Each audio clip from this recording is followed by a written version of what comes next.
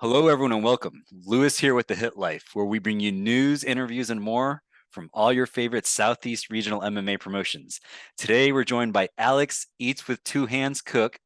Alex is coming off of his first sanctioned victory at I'm hungry. Combat Quest 24 in the light heavyweight boxing division, but he has more than 10 wins in unsanctioned events already. Hello, Alex. Welcome to The Hit Life. What's going on, man? Thank you for having me here. I'm ready. Thank I'm you for ready. joining Stay ready us. from keep. What is it the saying? Stay ready to keep from getting ready.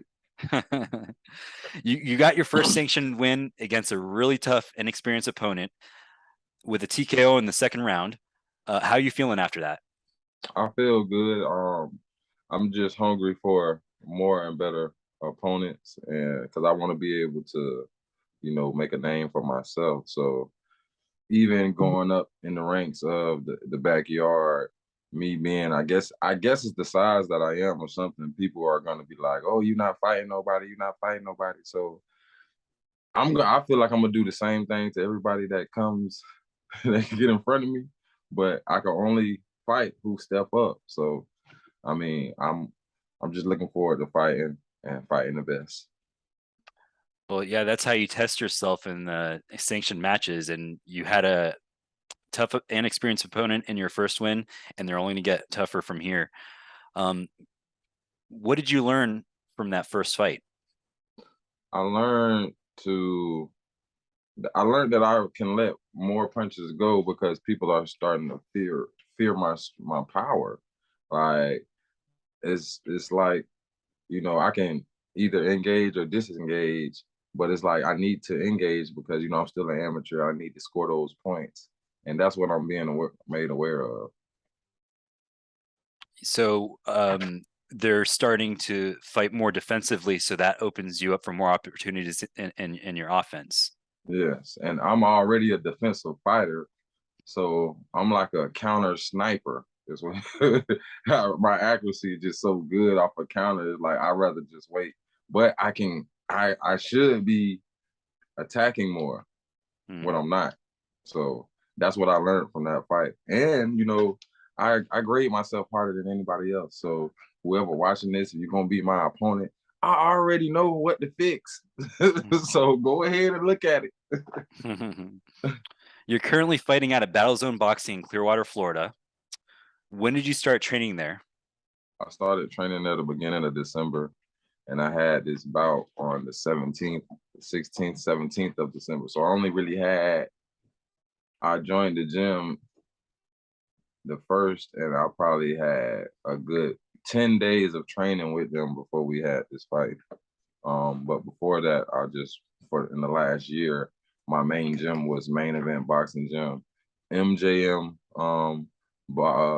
It's like an MMA gym where they got Henry Williams. He goes there. We meet up there, and he's a bare knuckle professional. That's my cousin. Shout out to him. That's why he helped me out. He helped me spar a lot.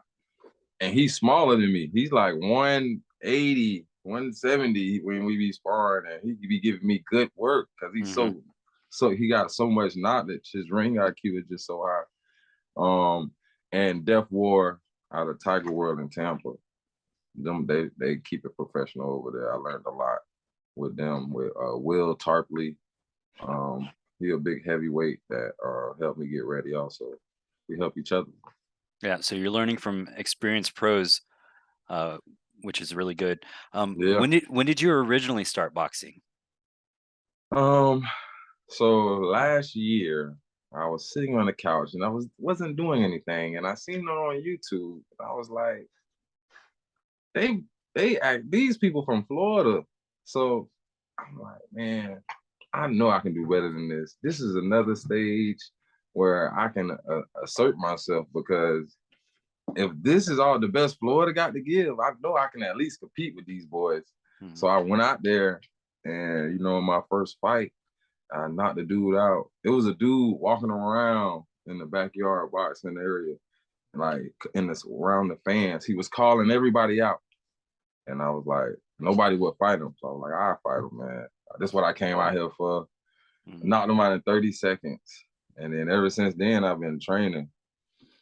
Technique was horrible. Ever since then, I've been training, and now I'm an amateur. Mhm. So I didn't expect all this. I remember the way I learned about you is they had a local news article about you, a fighter that was saved from the streets and in drugs, and it was about you. Do you want to talk a little bit about that? Yeah, I had an interview on Bay News 9, and it was going from the streets to aspiring to be a professional fighter, from selling drugs to being creating a disciplined lifestyle to aspiring to be a professional boxer. And that's what I'm doing right now because, I went from college to the streets to getting in trouble. Now, I'm 35 and it's still room for me to show that you still can be great, and I don't have any children or anything right now, but I can still make a legacy for myself right now. How many people at this age come out hitting like that? Hmm. Like, I'm 35 and I'm telling you I'm gonna knock out everybody that we everybody that I fight. Like, I have that confidence because I'm not coming to play. I'm not coming to play. And it just feels good to be able to do that.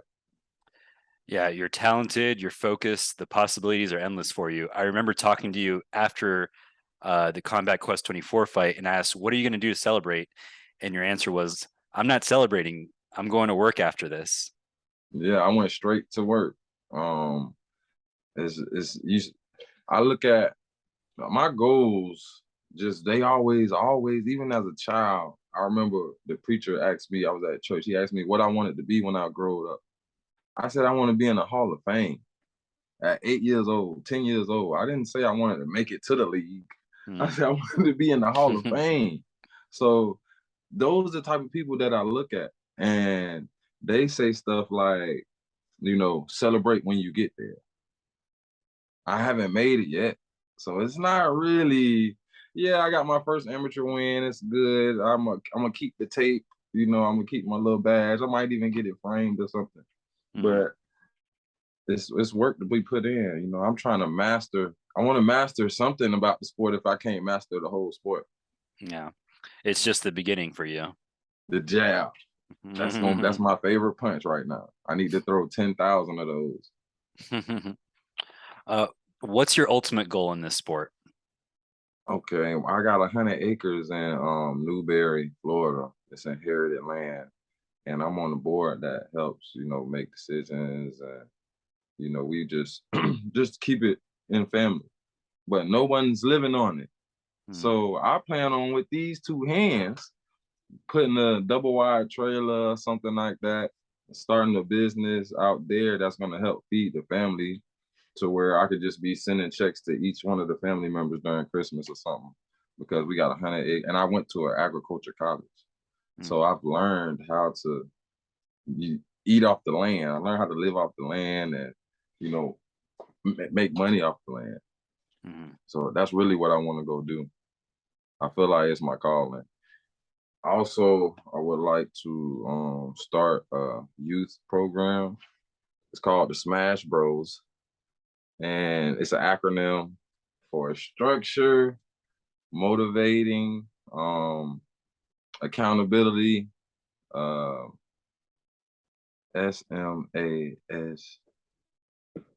Is that shine? I think it might be shine and honor. Hmm. And brothers is brothers rejuvenating others successfully. So I really want to start a little program that just help the youth, you know, young males that maybe was better athletes than I am or I was, and just did never got that opportunity, and just be able to help socialize them and just broaden their horizons because the it's just so low right now. Nobody this generation, I don't know what their goals are. It's like the Hmm. goals just so low. It's just trying to help raise the bar. Those are really honorable endeavors. You want to help your family, you want to help the community. Um, so I'm sure the universe is going to give back to you in that. Uh, What are your plans for your next bout? Do you know when you're going to fight again? I don't know exactly when, but I think the next date for Vigilant and their next date is February 4th. Hmm. And if possible, I mean, if I'm sure, if my manifestations are correct, then it might be DJ Tice that I might be fighting DJ Tice, Wow. which he can get it. The same thing's gonna happen to him. Hmm. Like, I mean, I don't even know any other heavyweights besides him. So I guess he's next. He's because I Yeah. remember in his last fight, he was like an amateur, some kind of amateur heavyweight. Well, I'm coming to go through all the heavyweights. So whenever it's time, y'all just get ready for me because I'm coming. I don't got a lot of time, so Yeah. I'm coming. That would be an exciting matchup. You and DJ Big Red Tice. It's not gonna last long. I would love to see that go down. He gonna duck right into one of them things. That's what it was. Right? He do a lot of that Tyson stuff. But you can't do that to me. I'm a Yeah. sniper. What would you like to tell the people that are watching this interview? Um, just watch out, for me on the uprise because I didn't come to play. I like to have fun. You can see it on my face. I'll never get angry. And to everybody that all my opponents, I might talk trash, but it's out of respect. Mm. I'm just trying to entertain the people. Just give me the opportunity to get in the ring with you.